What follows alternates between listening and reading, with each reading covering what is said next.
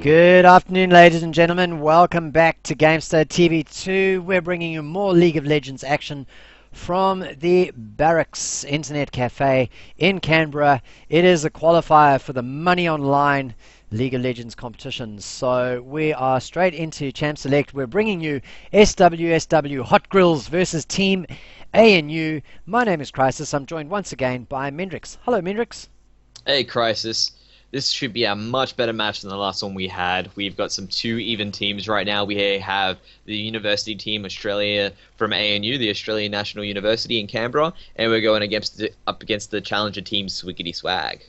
Swiggity Swag. So we just saw Swiggity Swag Hot Grills, their full name, absolutely monster their way through a match. And it was pretty much they were challenger tier versus they were silvers and golds. I think silvers and golds. I think there was one platinum hiding in there, but I'm not 100% sure. So we got diamonds and plats, I think, in the purple team, Team ANU. So you think it's going to be closer, but how close? I think it's going to be closer, but I still think around, say, you probably start to see the cracks in Team ANU around probably the 15-minute mark.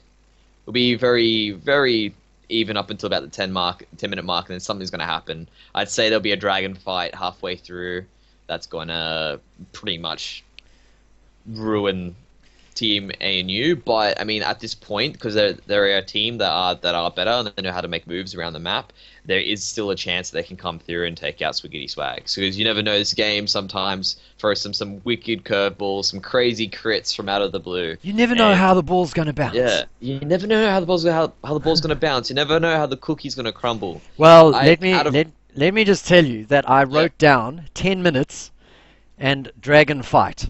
So we'll see whether I can put check marks next to either one of those two predictions that you've made, or whether Team ANU are going to be able to hold on for long enough. Now, let's have a quick look at the bans. We've got Zach, Twisted Fate, Rumble, Nidalee, Aurelia, and LeBlanc all banned out. And Zach's got to be targeted, surely.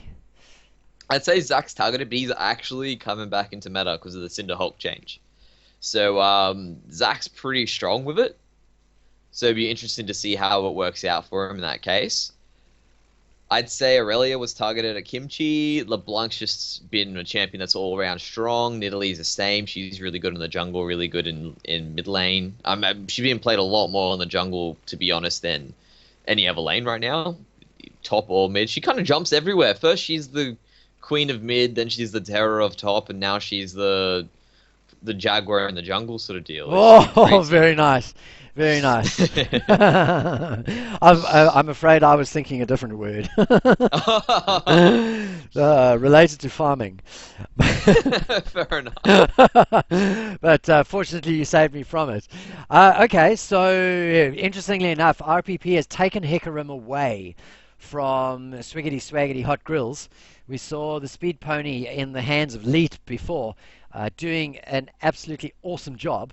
So not going to be able to do that this time around.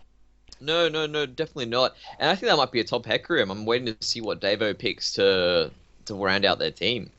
So it's going to be interesting to see what happens or what comes out. So we've got a last pick of Xerath coming through, and we saw again Pawpaw did very, very well. In fact, this is a very similar team. Very similar team. So hang on, are we going to have a Maokai in the jungle? No, I think it's a jungle Scion. So does Jungle Scion also start off at Wraiths and let himself die? No, I think he actually doesn't let himself die. But, I don't think he does that anymore. But with the Cinder Hulk changes again, he's actually really potent in the jungle. So it'll be he could be top, to be honest. So tell me about these Cinder Hulk changes. Just expand a little bit. Okay, so Cinder Hulk. For those of you who don't know, Cinder Hulk is like a mini Sunfire cape that stacks up over time the longer you're in combat, which eventually I think it actually overtakes the Sunfire Cape damage. And it gives you a 3%, correct me if I'm wrong, increase in your HP overall. No. Yes, something like that. So the damage stacks up or the health stacks up? The health stacks. but the damage ramps up over time. But that reaches a certain point where it stops. And because of the changes they've made to Grump, the more HP you have, the stronger your poison armor is. I So what you see. find is a lot of these tanky junglers have been saving their smites for Grump just before a team fight breaks out, so they've got more AoE damage floating around the map. Right. Okay. Well, we'll have to keep an eye on whoever it is that ends up as the jungler. No, 'Cause- never mind. It's a jungle Maokai and Sion will be in the top lane. So well, they might still expect to see switch again. They swapped a couple of maybe times. just to annoy me. Who knows what they'll do? But I'd say expect to see Sion die if he is in the top lane. Yeah, he'll die to the race. Yeah. So Super Brave Snaps has gone with a jungle fiddlesticks, and I think Zingy has played a jungle fiddlesticks in the LCS, but other than that, I don't think he's been around for much. No, not really. Fiddles is a really good pick in general if you know how to use them. I mean, everyone's seen the Fiddlesticks jungle that just absolutely wrecks your team at the Baron pit or the Dragon pit. Everyone's had that terrifying experience before. So they do. He's still a good pick. It's just people in the LCS know where he initiates from, how he's going to initiate, and how to stop it. They'll instantly stop it before it even happens. So that's why you never really see Fiddlesticks in the LCS because it's such a long ramp up. And we saw Swiggity Swaggity had fantastic vision control all the way through, and really Yeah. that's the counter to fiddlesticks, isn't it? Yeah, they'll have every flank pretty much warded that they'll go into, especially because they know what Fiddlesticks is capable of if he gets a flank off. So looking into it, I'm expecting them to have it warded. They might not, and that might be the reason why they come out on top. Yeah, we have to wait and see. Xerath on Pawpaw, obviously a comfort pick. He dominated Karthus in the previous game. This time round, he's going up against a much more mobile champion in Ari. So Vosp is going to have his work cut out to him, but at least he's not a slow as a bus Karthus. Yeah, pretty much. Well, that's the counter to the safe farming champions is kill pressure. You pick up Ari, Ari's got a lot of kill pressure. And couple that with a fear from Fiddlesticks, Pawpaw's not going to have such an easy ride like he did in the last game. So I expect Vosp really needs to make sure that he's playing well, because if he can pick up a few early kills on Xerath, that'll really help them out as the game continues. Davo picking up Morgana, making sure that they have at least a little bit of a counter to the stun of Ricky Raccoon's Annie, and both of these ADCs are going to want to get into each other's faces. Yeah, both of them will. They're both very aggressive ADCs. I believe Graves has the early advantage, and Sivir will outscale him eventually, but it's just a matter of utility versus damage, really. It's a bit of a weird matchup. It could go either way depending on like the team comps. So Sivir's boomerang blade and what is it? The bouncing is it blades on the Sivir? Are they also physical damage?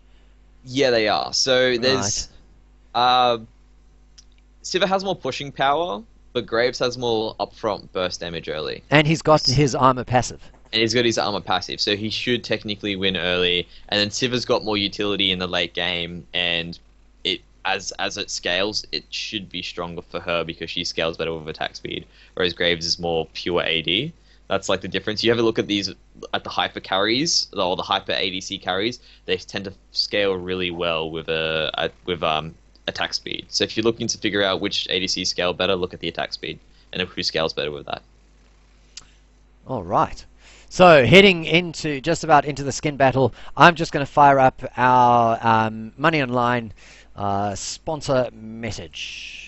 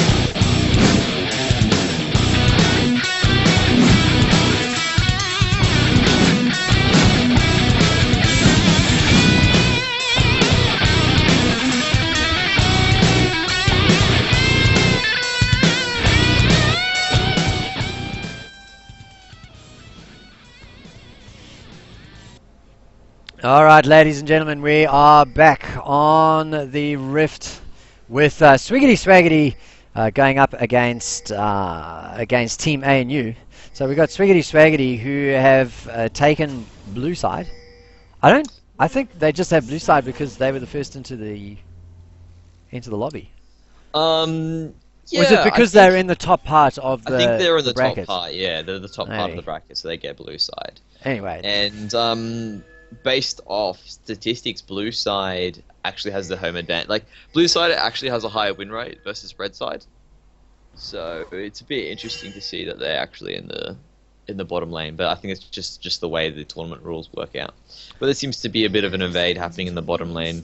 They've probably got Charm on the Ari. They got the binding from Morgana, so they're going to try and do some picks early. And obviously, as the game continues, they're going to look to do picks throughout the entire game to gain their objectives. But yeah, looks like Swiggity Swag ain't going to have any of that, and they're just going to chill out behind the turrets and just on the outskirts of the jungle.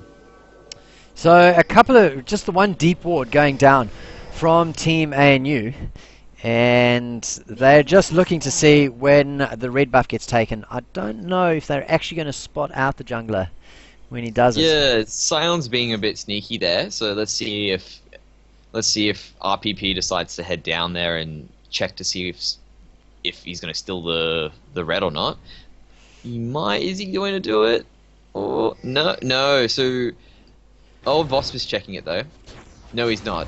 Is he? No. Okay, cool. So it looks like there's going to be a steal on the red buff by Kimchi, and that's going to be a really big advantage going into the game. Huge.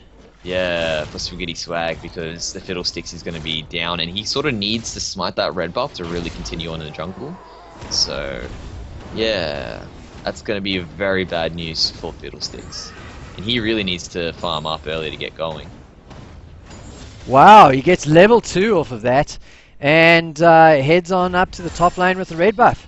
So a nice little sneaky move, which, well, we'll have to see whether he can take advantage of it. I'm sure he will be able to.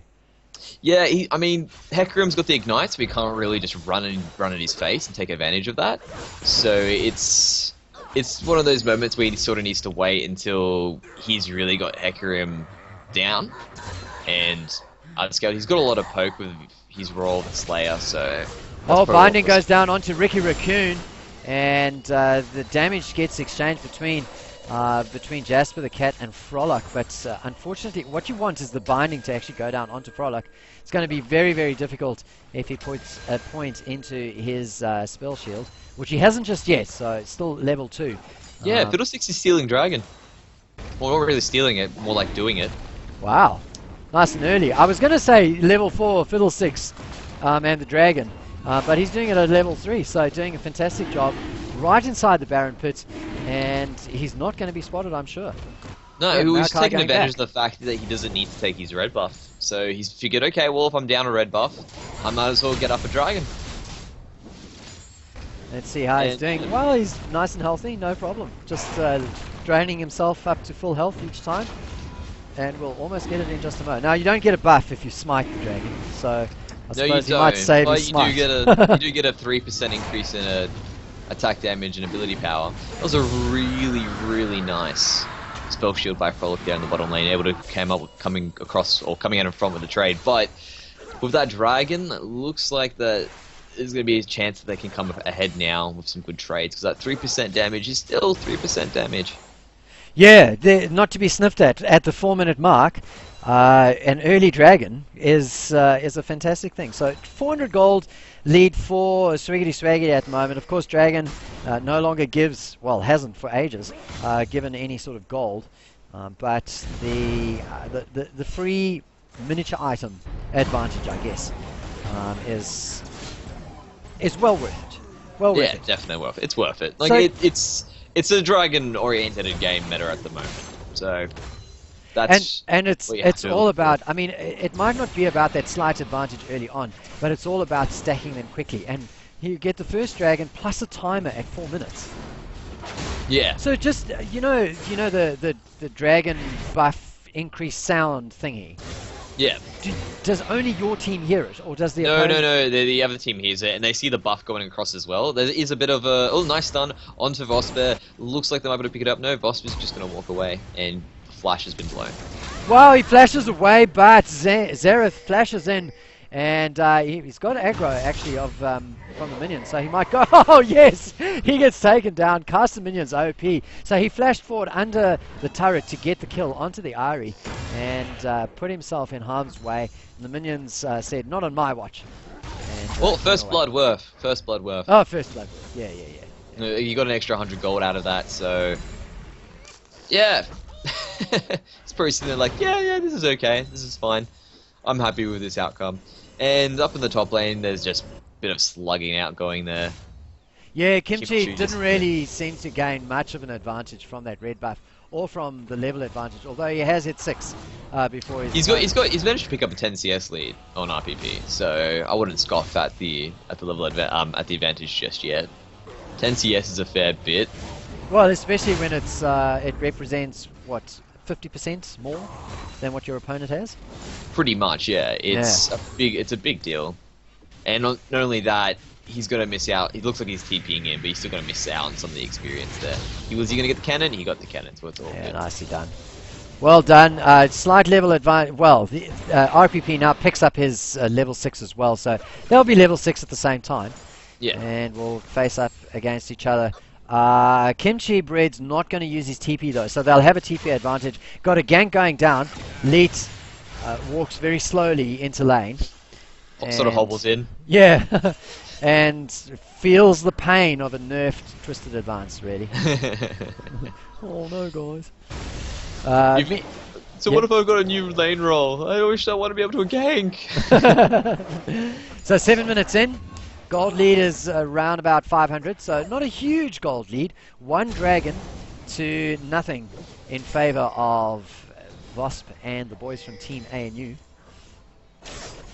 Don't put an S at the end of that word. I keep telling myself that every time I read it. Pronounce it like Borat did. You know what? Everyone's probably thinking that right now anyway. So yeah, they did. Job's done. Everyone's thinking that. Job's done. Even if you didn't say it, it's in their head. So. You know, we used to, at Gamestah, we used to put a warning, an adult content warning at the start of all of that. I think you can put it on the channel now on Twitch, but we haven't got one. Well, it's probably a smart idea. Maybe we should start doing that in the future. I don't really like the build path that RPP's going. I've been playing a lot of Hecarim myself in the top lane, just on my Smurf, and I really don't like how he's decided to go straight for Glacial Shroud. Sure, you get some cooldown reduction, but you get much more immediate benefit just from going movement speed. So... Oh, the flash through with the core, and Pawpaw manages to get away from Super Snaps. He just threw everything at him, but he was spotted at the last minute. Oh, SP goes in and drops an Ignite down, hoping to pick up a kill, but his tower dive doesn't work out. And Super Snaps, in fact, takes the 3-pointer, has to wander off back behind his own turret. So Pawpaw doing a great job there, responding and in fact turning around the tank. Oh, here goes Kimchi Bread with the ulti, knocking up all sorts of minions, but unfortunately not able to pick up Super Snaps because Super Snaps was not blue pilling. But for a moment there I thought he was going to head down to the blue buff. Yeah, maybe find himself a nice little snack and Super Snaps down there, but he's just getting out. He wants to be careful and safe. The main thing that he's done there is he's created more pressure in the mid lane, and Voss is going to miss out on a lot more CS because of the ultimate he charged down there. So down at the bottom lane, things are neck and neck. Oh, a missed Dark Binding from Davo is the cue for Raccoon and Frolic to try and get a trade going on. And I think they actually came off second best in that particular instance. Yeah, Jasper just jumped onto Frolic and it took a lot of damage out of him. Must have got a lucky crit as well in there. Jasper is just a little bit behind Frolic right now, which is good, but you kind of want to be a bit more ahead when you play Graves. You want to be at least 10 CS ahead at this point. Because he just doesn't... Yeah, like, he should be bullying him out, and he's not, so that's the main issue. Well, just the fact that he's holding his own after we saw Frolic do deliver the treatment to a Caitlyn in the previous game. Yeah, exactly. Is pretty impressive. Up at the top, Kimchi Bread and RPP exchanging. Well, they're trading really, and RPP is going to come off second best. There's lots of minions here in support of Kimchi Bread. Yeah, just keep turning around and just keep on the fight. But we've got Super Snaps arriving into lane, and I don't think will Kimchi Bread have his ulti to be able to get away. Not sure if he will. So ulti from RPP goes down, flash from Kimchi Bread. He's trying to do as much as he can. He gets a stun down onto RPP, and now he's sort of waddling away. I don't think that he's going to be able to get away. Wow, gets a double stun down, and finally goes down to Super Snaps. So he really made them work for it, didn't he? Yeah, he really did. So he bought some time, and that's going to be a dragon because of so. Basically, he went up top at the bad time, and although they managed to pick up a kill, they're going to lose the dragon for it, so it is a trade in the sorts. But I don't know if it's the best trade, because they wasted a lot of summoners. They wasted the ignite, they wasted the ultimate of RPP, and they're not really going to get the tower out of it either. So All Blood is a call. Whoa, he's going in, he's just straight away ulting onto him, tanking the turret at the moment. Kimchi Bread may actually manage to survive. No! Ooh, he gets the double kill underneath his turret with a smidgen of HP, and he will be very, very pleased with that. Super aggressive from ANU. Yeah, I was a bit surprised they decided to dive him there. He's Scion. He's already very tanky. I know you got a lot of magic damage and he hasn't built any MR yet, but he's still got HP. He's still stacking his HP.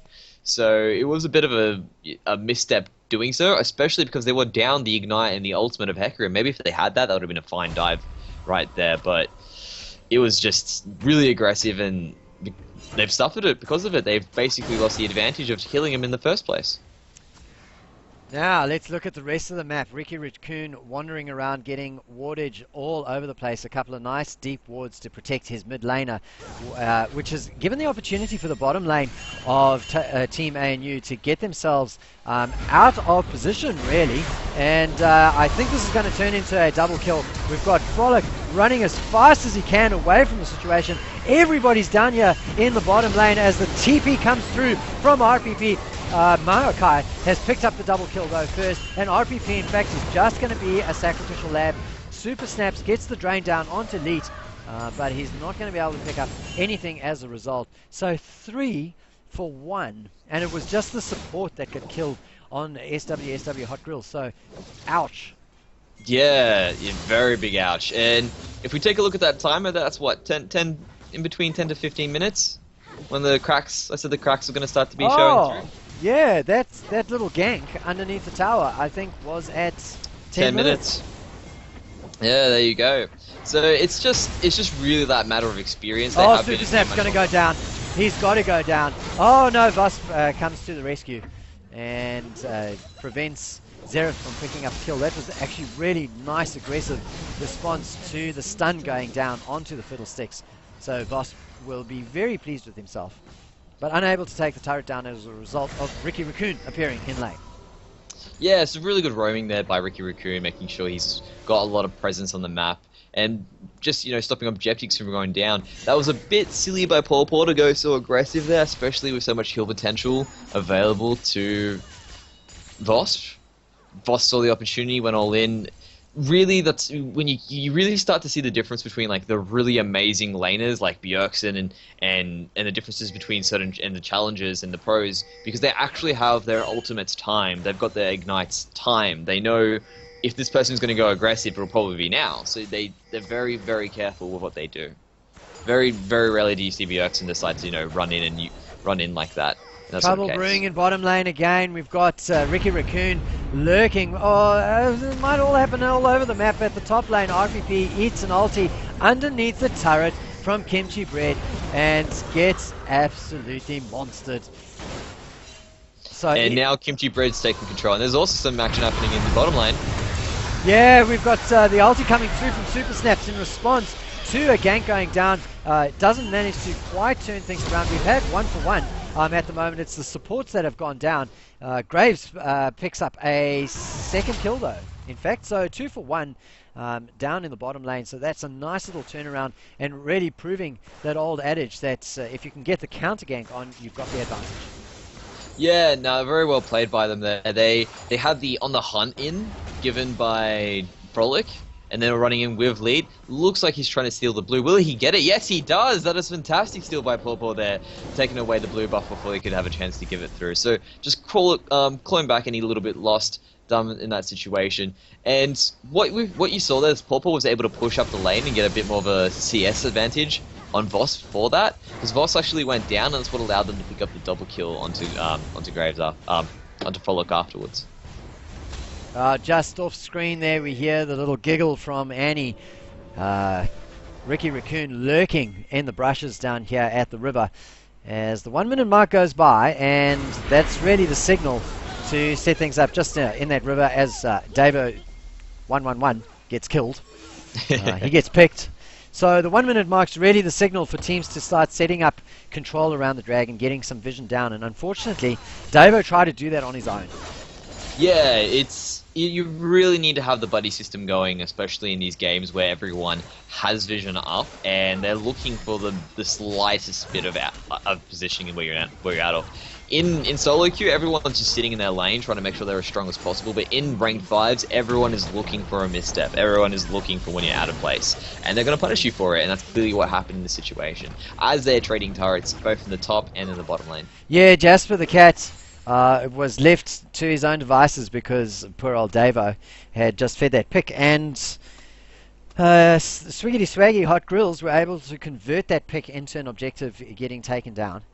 But of course you heard that top turret getting killed by the Speed Pony. So he's not doing such a great job in terms of kills, his personal stats, but he's managed to take down that turret as a consolation. Yeah, he's got really good pushing power.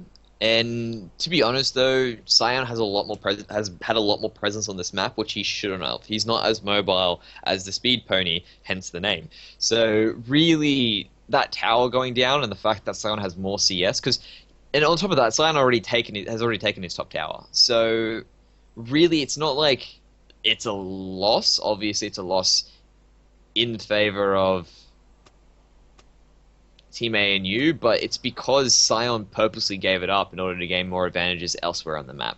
Whereas a loss that was taken by ANU when Swiggity Swag got the top tower was mainly because he made a play on him. He was able to get the double kill against him with Fiddlesticks and against the Speed Pony. And then on top of that, he was able to get him under tower and then take the tower from it. So it's really just showing Kimchi that Kimchi's really good at the moment. Kimchi's been playing fantastically. And to have a CS advantage while having more presence on the map against a more mobile champion, it really shows the experience that Kimchi has over the Speed Pony right now, or over RPP. Of course, that turret that the Speed Pony took was just a return to the one that was it was it was really just a return. And if Kimchi Bread really wanted to, he could have used his TP to save that tower. He had the option to do so, but I think rather he wants to hold his TP for the dragon fight that's coming up in 20 seconds. So that's possibly more. And possibly more, yeah. Maybe possibly. not 20 seconds because of the pause time. It's okay. Look, it's stuck on 22 right now. Round that off. It's up in 20 seconds. If you think about it. Fair enough. Look, I know it's not moving, but yeah, we have to wait to see what's going on. There seems to be a little bit of banter happening as well in the match right now. Someone I think has 1K latency, so they're a bit worried, a bit annoyed while it's waiting to fix. So the gold lead at the moment is 3,000. And we're heading to a dragon fight, and I don't think either of these teams is going to be able to... Actually, in the mid lane. Whoa, in the mid lane. That is a very important pick. Oh, flash through from Ricky Raccoon, trying to take down Voss. But unfortunately, well, he does take down Voss with the help of Leet, and in fact, Super Snap's in real trouble as really everybody arrives in the mid lane from the blue team. And... well, that was an important pick, but it didn't turn into. Unfortunately, it was replied. Yeah, it was an important pick, and they overextended for it. And now you're trading your support and your jungler. You've kind of lost out in this situation. So they should be able to pick this up. Oh, 3 versus 3. The Morgana Soul Shackles go down. the Dragon's been damaging the blue team this whole time, and well, they've driven off their attackers. Dragon's saved for the moment, but it's really just for as long as Jasper the Cat can stand and take a 3-pointer to the face. That was perfect. That was really well done by Purple there. So, and looks like they're going to pick up a Dragon for their troubles now. Yeah, and off screen, Kimchi Bread managed to pick up a kill on the Speed Pony, his lane opponent. Yeah. So, he's going to get super snaps too. Never mind, yeah, that's Ricky Raccoon comes in support and they pick up. Yeah, and as you can see, the cracks are really shown now, and Swiggity Swag are showing their dominance in this game. Ouch. I mean, there's good ward. Well, I don't want to say there's good wardage. There are wards on the map for both of the teams, but the problem is that the wards that the red team have put down are really kind of defensive. Don't come into my jungle wards. They're not really in a position where they could gain an advantage over an area. Pretty much. You can see where, if you look at Swiggity Swag's wards, they're very aggressively based. They're in an offensive. They basically want to have knowledge of when they're coming in, and so they can take that dragon objective, which is what they did. And the wards, and like you said, the wards they're guarding their entrances. They really just want to make sure that they're covered. And as you can see, generally that pink ward there is in the try, just above where their turret's fallen. That's where the pink ward moves from. If it's normally in the bottom brush there. And if your tower goes down, you have to move it towards there, so that way you know if they're coming through from that area. So it's just a matter of them covering all their bases and making sure they can't sneak in and pull any strategic plays, really. But and it's not really helping them, because of course really the pressure on the map is around Dragon and not actually in their own jungle at this stage. So RPP is defending his tier 1 turret here, or his tier 2 turret at least, from Kimchi Bread, who's pretty much in that situation that Cyan gets where he can push the lane up with impunity, because while he's got his ulti online, he can book it out of there at any time. He's going to find Super Snaps. Oh, moment. Super Snaps just manages to step out of his jungle in time. Yeah, and the longer this game goes, it's a ticking time bomb for Team A and U. The Swiggity Swag have the better late game team, just by merit of the way Sion's. Never mind, Super Snaps manages to pick up Frolic. Yeah, I mean that's 4 players going down onto the split pushing Sivir, and it included the ulti from Super Snaps. Yeah, it's a bit of overextension there, a little bit of cockiness, and they've managed to claw some gold back in their favour. Didn't have any wards in. Oh well, they had a ward, but it didn't show the pathway. Yeah. That's. Well, actually, it should have done. It should have, but yeah, I don't know.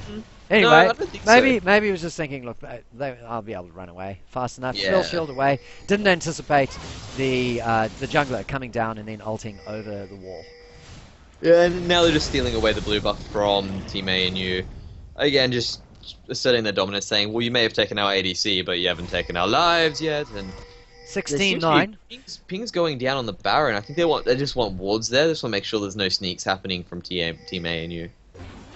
Well, RPP is going to get found there. In fact, here comes the ulti from Kimchi Bread. Doesn't actually knock RPP, but he's able to turn around and catch him. The stun comes down as Ricky Raccoon arrives, and even though Speed Pony tries to get away, he doesn't, in fact. Nice long 3-pointer onto Super Snaps from Pawpaw in the distance. Leet gets the chase onto Davo. Davo 1-1-1. And that's unfortunately a desperation Soul Shackles more than anything else. As I didn't actually see that, but old Graves on the off screen there got taken down as well. Yeah, when you're versing a Sivir that has IE and more attack speed than you, generally speaking, you're probably gonna be having a bad day. So yeah, not only that she's got the dragon buff as well. Oh, he's going up against Voss. Wow. He reckons he can take him on 1 versus 2 because Super Snaps is there, and he pops his ulti. Pops his heal to try and get himself away, but it's not enough. So he's just like, I don't. Whoa! Pawpaw gets a rampage with another flash and Q onto the Ari. He's done that a couple of times in this game. He's done that a couple of times in this tournament. He's very good with Xerath. Very good with Xerath. I do not want to verse him in mid right now. He's very scary, Xerath. But yeah, I mean, just showing Sivir almost took out essentially two champions by herself there, and the only reason why she didn't survive was because a third one came and started a fight against her. So it's just beginning to show how much stronger she really is, and she's picked up her Phantom Dancer now.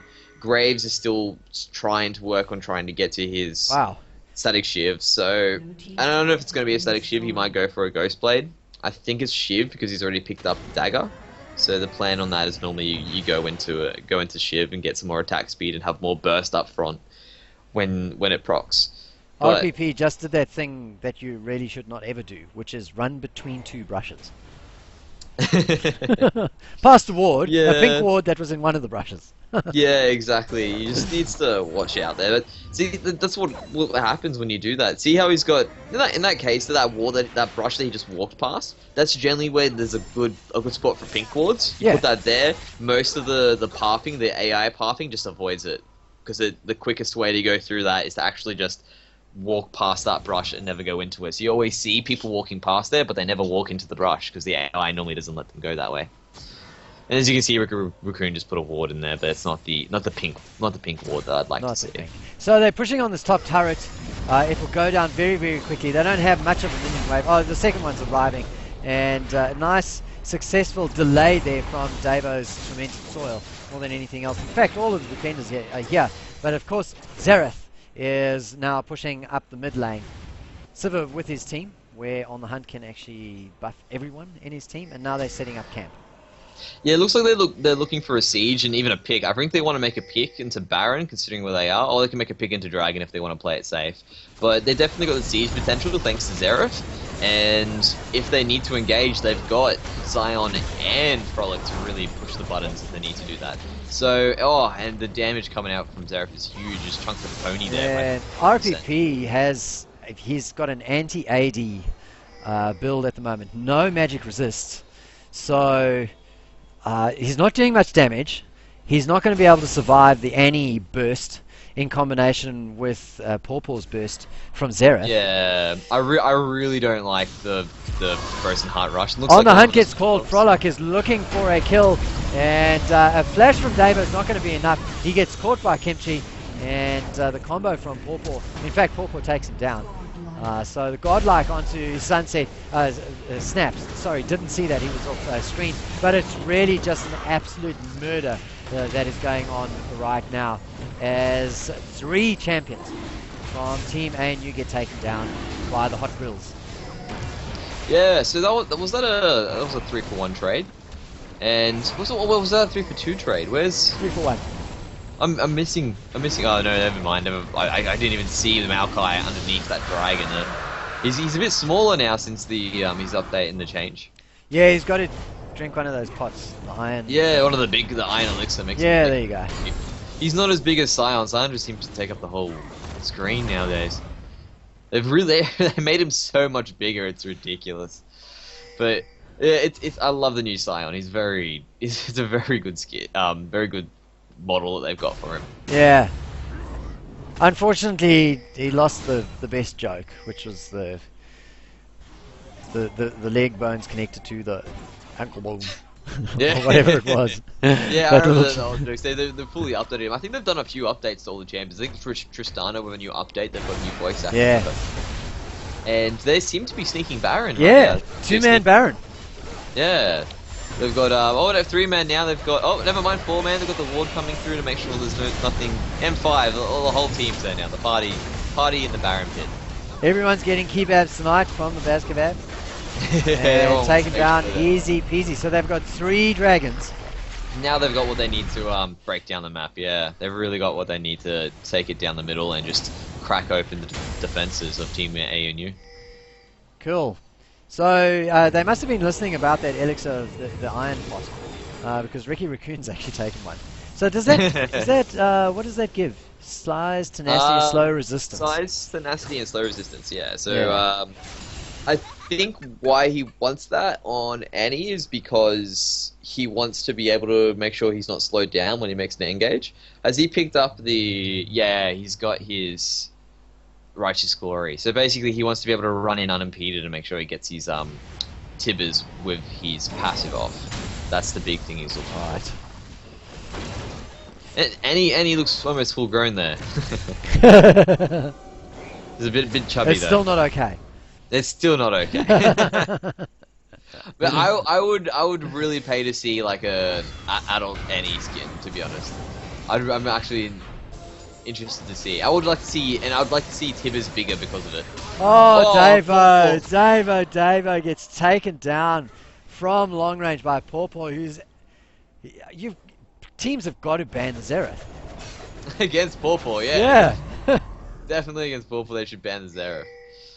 But they don't, you know, because he was really prevalent in the meta before, and now this everything's sort of gone back to the assassins, and Pawpaw's like, nah, I'm gonna keep going this. Oh, Super Snap gets the engage underneath the turret, hoping to save the turret, maybe surprise somebody with the core, but it's all for nothing. And in fact, we've got the double kill going down onto Siva. They've taken the turret, they've taken the inhib, and flashing forwards, and he gets the stun down, and Surrender. 5 votes to 0. Surrender goes down from ANU.